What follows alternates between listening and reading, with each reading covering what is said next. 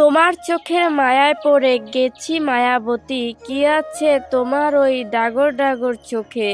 সুহাসিনী চমকে যায় আরমানের কথায়, মনে মনে বলে উঠে, এইটা তো দেখছি মহালুচ্চা, আমাকে পটাতে চাইছে নাকি।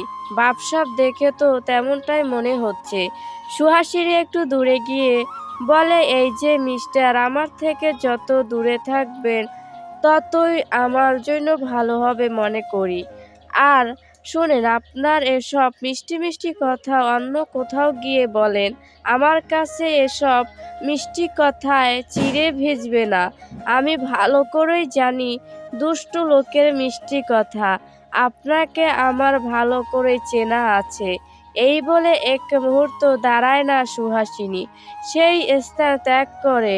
আর আরমান সুহাসিনীর দিকে তাকিয়ে থাকে আর নিজে নিজেই বলতে থাকে, ওর প্রতি তো আমার রাগ হওয়ার কথা, ওর থেকে প্রতিশোধ নিতে চেয়েছিলাম, তাহলে আমি তো তেমন কিছু করতেই পারছি না।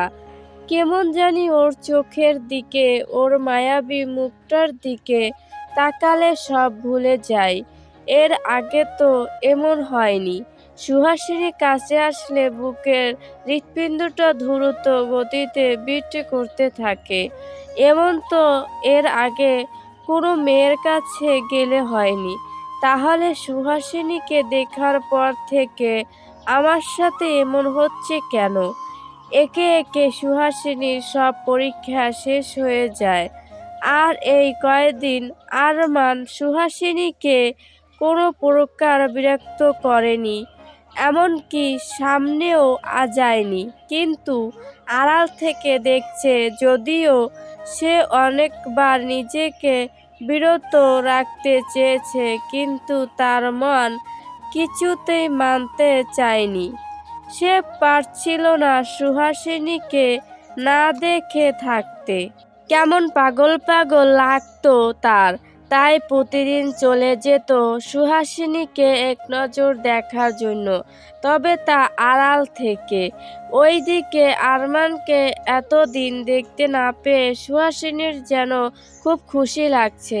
কোনো রকম প্যারা ছাড়া সে পরীক্ষা দিয়ে শেষ করেছে, আর সে ভীষণ খুশি।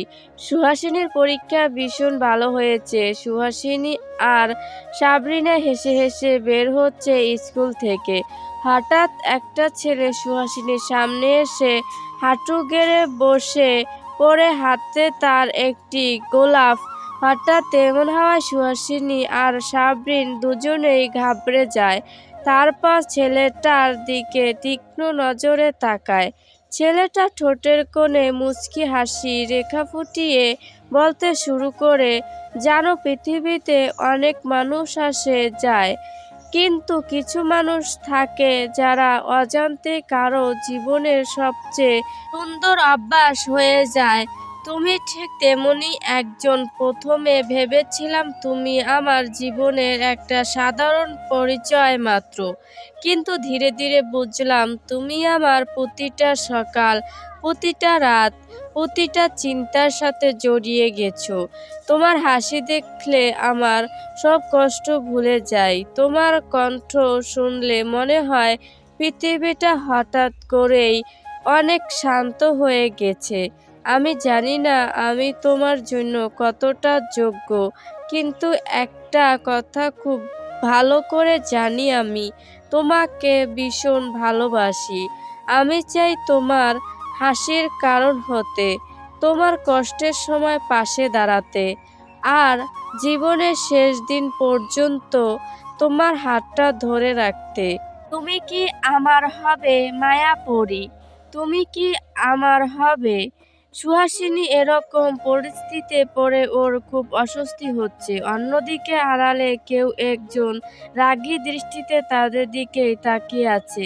হাত মুষ্টিবদ্ধ করে রাখা চোখে রাগের বহিঃপ্রকাশ, মুখটা লাল হয়ে যাচ্ছে ক্রমাগত। নিজেকে শান্ত করার প্রচেষ্টা করেও বারবার ব্যর্থ হচ্ছে।